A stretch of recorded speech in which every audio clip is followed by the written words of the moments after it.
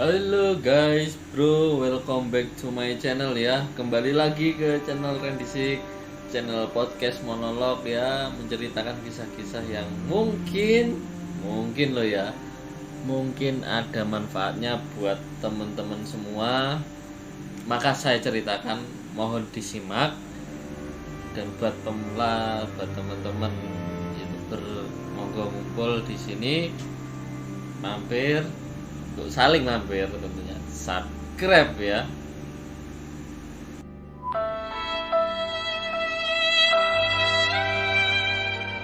Tolong yuk, langganan yuk. Abis langganan nyalain lonceng sebelah sini. Cakep kan? Ya udah. Udah, gas kan. Oke, kita mulai dari ini. Kenapa saya berani menceritakan ya? Saya berani menceritakan karena mumpung ini bulan Ramadan ya, yang ketika bulan Ramadan seperti ini intensitas makhluk negatif itu sudah banyak berkurang sekali. Ya, alhamdulillah. Jadi di situ saya berani untuk menceritakan hal yang mungkin ini tabu kalau ada di masyarakat ya. Oke, yang saya bahas kali ini adalah mengenai dunia santet ya.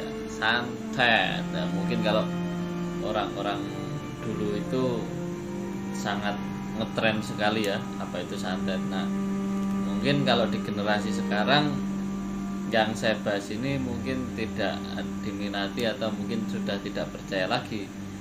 Nah, namun ya gimana ya, kalau dibilang, saya sendiri percaya dengan dasar agama saya itu juga ada hal yang seperti ini.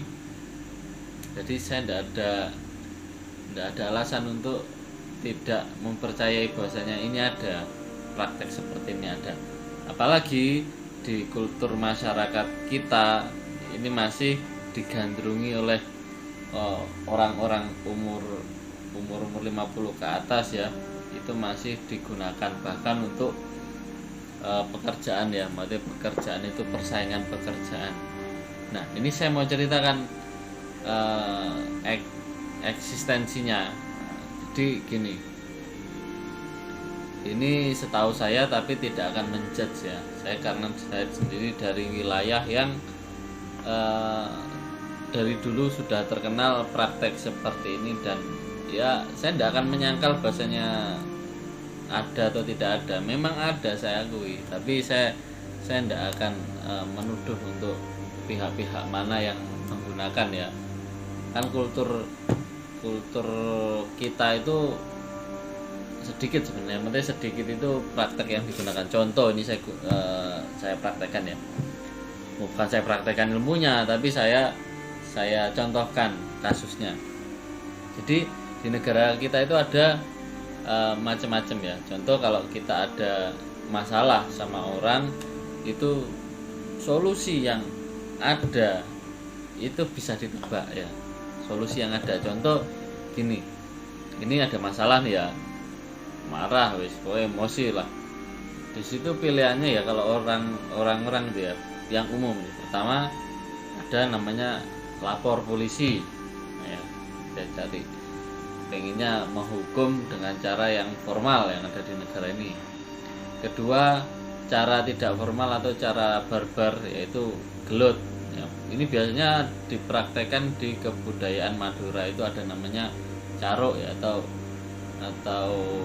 berkelahi dengan senjata sampai mati, yaitu di Madura itu ada, dan mungkin kayaknya di Kalimantan atau Sumatera itu juga ada budaya seperti itu, kayak yang dalam sarung itu juga. Yang ketiga adalah budaya ilmu hitam atau santet. Ya, ini enggak cuma karena faktor iri dengki aja yang penggunaan santet, ada juga karena bisnis politik ya, seperti persaingan dalam pencalonan. Itu akan saya ceritakan di lain waktu untuk yang politik ya, tapi yang jelas itu ada. Dan ya banyak sekali ya untuk kejadian mungkin yang saya pernah lihat itu lihat, mungkin juga saya alami, tapi kalau yang pernah saya alami itu saya tidak akan bilang itu santet karena saya tidak menyelidiki lebih jauh lagi. Nah, oke. Terus gini, saya mau menceritakan ini karena mungkin bermanfaat buat teman-teman. Ya, alhamdulillahnya ya, ini sedikit bocoran untuk santet sendiri untuk orang-orang yang imannya kuat itu mungkin akan agak susah kena santet ya, karena ya tentu kalau santet itu urusannya dengan jin golongan setan ya, setan dari golongan jin. Nah itu maksud saya. Jadi kalau urusannya setan ini adalah lawannya adalah malaikat ya. Saya bilang malaikat gini, ketika kamu dekat dengan Tuhan ya, dengan Allah tentunya, maka malaikat yang menjaga kamu itu bisa jadi ditambah, bisa jadi semakin kuat untuk menghadapi cerita-cerita serangan dari dunia hitam. Karena Tuhan itu juga gengsi juga kalau umatnya yang beriman kalah sama santet ya. Jadi yes, memang yang paling bagus mendekatkan diri dengan Tuhan. Oke. Nah, mungkin teman-teman sudah tidak begitu mempercayai eksistensi santet, tapi agak lucu juga ya. Itu sebenarnya sangat logis, logik dan analis, bisa dianalisa praktek santet itu seperti apa mainnya. Ya oke, saya jabarkan untuk bagaimana santet itu bekerja ya. Jadi santet itu bekerja, yang ini kita gunakan salah satu contoh jenis santet. Oke, yang jelas santet sendiri harus, ini syaratnya ya, harus bersekutu dengan makhluk dari golongan jin, setan yang bersedia untuk melukai orang lain. Nah, contoh gimana? Ya oke, kita praktekkan santet dalam bentuk barang seperti kawat dan paku. Itu cara kerjanya ya. Pertama, yang jelas ini sudah bersekutu dengan setan. Terus dari pihak moderator, yaitu si dukun ya, dukun akan memerintahkan jin atau makhluk halus itu untuk memasukkan barang seperti paku, kawat, silet, nah itu kepada target itu melalui beda dimensi. Jadi barang tersebut dimasukkan ke dimensinya jin, kemudian ditargetkan ke orang tertentu, dimasukkan entah itu perut atau gimana, kemudian dikeluarkan lagi ke dimensi nyata. Nah itu sistem kerja dari jin ya. Ada juga yang santetnya itu jin yang menghantamkan pukulan kepada manusia di dimensi dia. Jadi aku mungkin menjelaskan untuk orang awam ini agak susah juga, karena ya harus pernah merasakan dulu ya. Tapi ya janganlah, santet itu nggak enak bro. Yang saya seperti ini pernah mengalami serangan jin juga gimana ya, akan saya ceritakan ke episode video selanjutnya ya, karena itu pengalaman yang luar biasa bagi saya. Oke, terus gimana, apakah orang yang tidak percaya santet bakal aman dari santet? Enggak gitu, konsepnya enggak gitu bos. Jadi memang makhluk gaib itu ada yang jahat, itu memang bisa melakukan mencelakai makhluk di dunia nyata, memang dengan cara gimana, yaitu tadi harus ada persekutuan dengan manusia lain yang jahat juga. Terus manusia jahat itu juga harus punya permintaan atau misi dari orang yang pengen nyantet.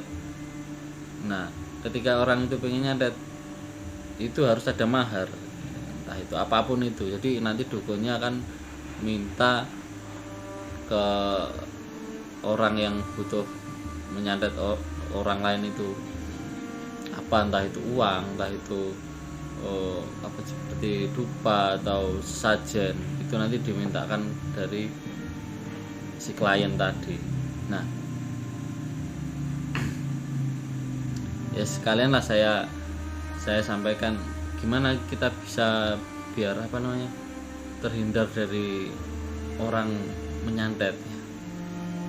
Ini saran saya tidak bisa menghindarkan, tapi memperkecil kemungkinan kalian akan dapat serangan seperti itu.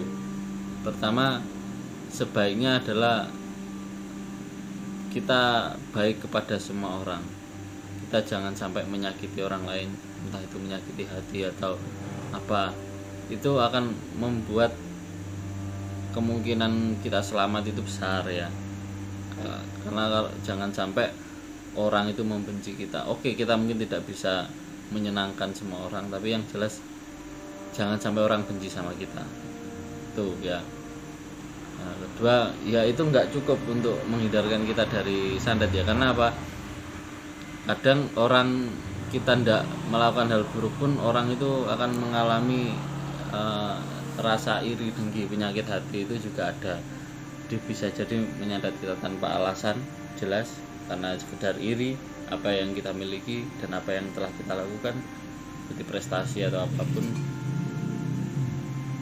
ya, seperti itu. Jadi saran saya sih yaitu tadi, mendekatkan diri dengan Tuhan dan menjaga perasaan orang lain, itu aja